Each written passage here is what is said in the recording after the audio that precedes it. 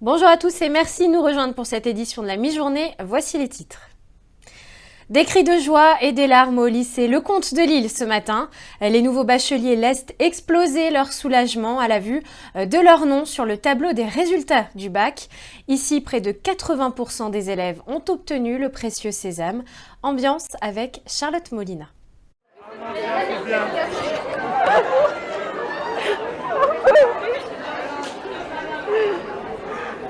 Alors, vous êtes fiers de votre fils, madame? Oui, très fier Qu'est-ce qu'il vous a annoncé? qu'il avait eu son bac. Avec quoi, Emric? Mention, Emric c'est parle bien. de bac. Ah, c'est bien. Mention, assez Mention bien. assez bien. Un stress qui redescend. Oui.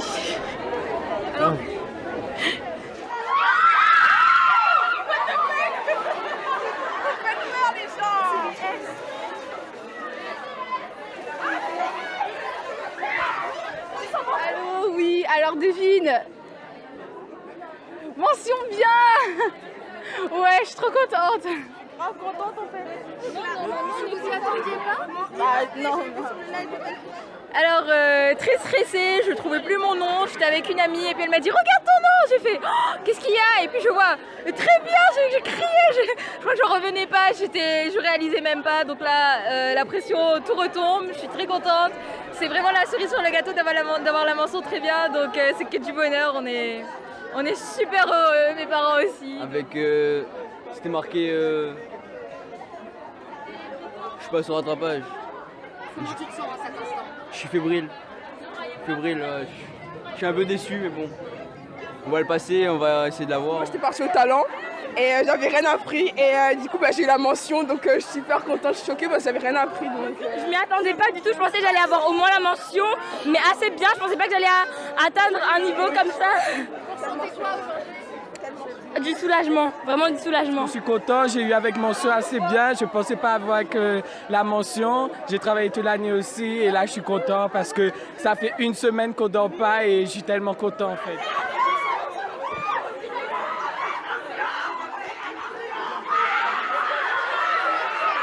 Bah écoutez, à l'heure d'aujourd'hui, nous avons 313 élèves qui sont admis, avec des taux évidemment différents en fonction des séries.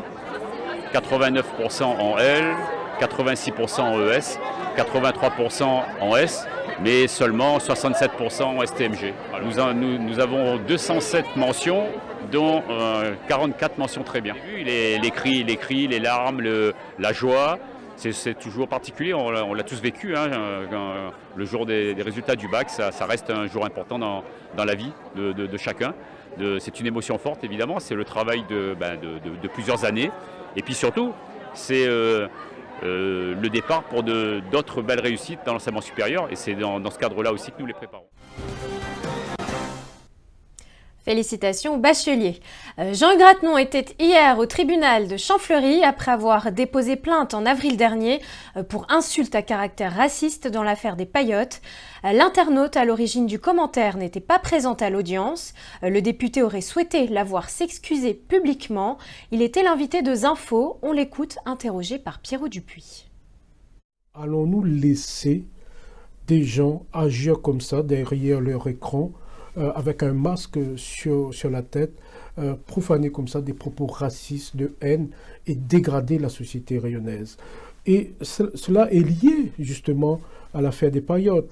Et donc dans un climat aussi tendu, où on est en train de se retourner l'un contre l'autre, alors qu'il faut agir main dans l'intérêt de tous, allons-nous laisser passer? Attendons de voir le rendu du tribunal, mais moi je suis très confiant. Maintenant que ça serve d'exemple et que aujourd'hui on arrive à se dire que c'est beaucoup mieux de vivre dans le respect de l'un et de l'autre, dans ce vivre ensemble rayonné, il faut l'amplifier et non laisser les choses dégrader.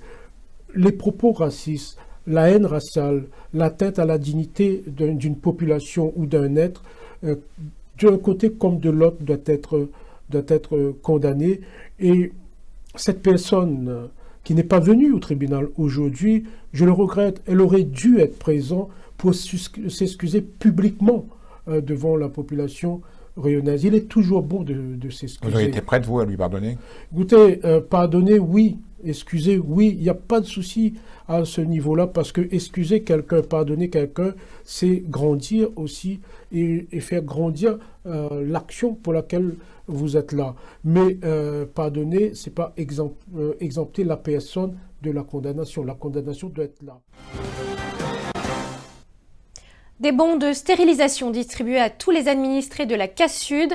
Suite à de nombreuses attaques de chiens errants, notamment la plaine des Cafres, tous les foyers pourront désormais faire identifier et stériliser leurs animaux de compagnie, chiens ou chats. Ce sont près de 3000 stérilisations qui pourront être financées cette année par l'intercommunalité Prisca Bigou.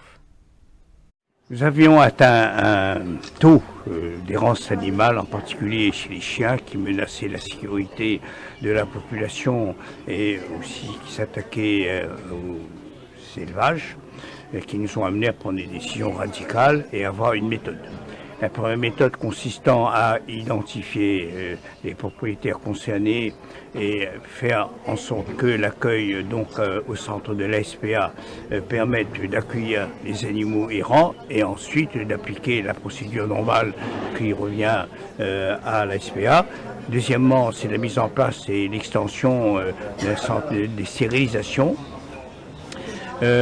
qui sont financés par la Casse-Sud. Et le troisième point, c'est de permettre pour les chiens, les chiennes, les mâles, les femelles et des chats pareillement d'être pucés, d'être stérilisés, d'être opérés avant la fin de cette année sur le compte de la Casse-Sud. Donc pour le marché qu'on a actuellement, il faut qu'ils se rendent soit chez un vétérinaire, soit à la SPA. Donc le vétérinaire, c'est pour ceux qui ne payent pas d'impôts. Et pour ceux qui sont imposables, il va falloir qu'ils se rendent à la SPA. Ça, c'est dans le cadre du marché actuel. L'objectif est de sensibiliser en premier lieu, mais surtout de responsabiliser les propriétaires d'animaux. Donc qu'ils sachent que la Casse-Sud est à leur côté dans ce sens et qu'on met tout en œuvre pour les aider justement dans ces démarches pour ceux qui ne peuvent pas bénéficier par ailleurs d'un tarif vétérinaire. Et l'on continue avec cette information exclusive Info 974. Il s'était retiré de la scène politique. L'ex-adjoint au maire de Saint-Denis et conseiller régional Ibrahim Dindar fait son retour en politique et sera candidat aux élections municipales de 2020 à Saint-Denis. Il l'a annoncé ce matin au micro de Samuel Le Pen. Et je n'exclus pas de revenir faire un peu de politique puisque je trouve que les problématiques que rencontre la Réunion nécessitent que tous les citoyens, moi y compris, s'intéressent à la chose publique car beaucoup de choses vont mal et là on peut dire chômage, le logement, le mal-être des jeunes, etc. Et la classe politique dans son ensemble doit poser les problèmes qui arrivent à la société réunionnaise et doit surtout affronter le pouvoir central avec solidarité, car je constate que parfois on n'est pas assez entendu. Vous savez, si on refait un peu de politique, c'est pour être présent aux échéances électorales, et la première qui vient dans le calendrier, je mets de côté les européennes, la première qui vient et qui est d'importance, ce sont les municipales de mars 2020. À Saint-Denis ? À Saint-Denis, évidemment. Ils s'apprêtent à quitter leur île pour une expérience professionnelle en métropole. Ce matin, le CNARM saluait le recrutement de 31 Réunionnais. L'occasion de faire le bilan sur les actions de mobilité professionnelle. Samuel Le Pen était sur place. Je suis content de partir en métropole. Ça va de la région de Nice. Voilà. Et ça va pour un apprentissage de 2 ans. Mes conseils à tous les jeunes qui veulent avancer de faire de même et de découvrir la métropole. Pour avoir l'expérience, la maturité. Comme la Réunion, n'a pas aucune école, n'a pas rien. Il faut ça de la mer pour avoir le diplôme. Hein. Comme il y a il fait la fierté de mon papa, la famille. C'est ça le but en fait. Avoir le diplôme, l'expérience, pour le marché économique. Comme ça, vous bougez en métropole? Et en Aix-Provence, dans la région PACA. Là, je bosse en tant que chauffeur cariste en métropole, à l'usine de Peugeot. Et sur le secteur Mulhouse. Du coup, voilà, au travers le CNARM, il peut y avoir un poste de chauffeur cariste en métropole, sur la région de Mulhouse, avec Peugeot PSA. Donc c'est une opportunité à prendre, quoi.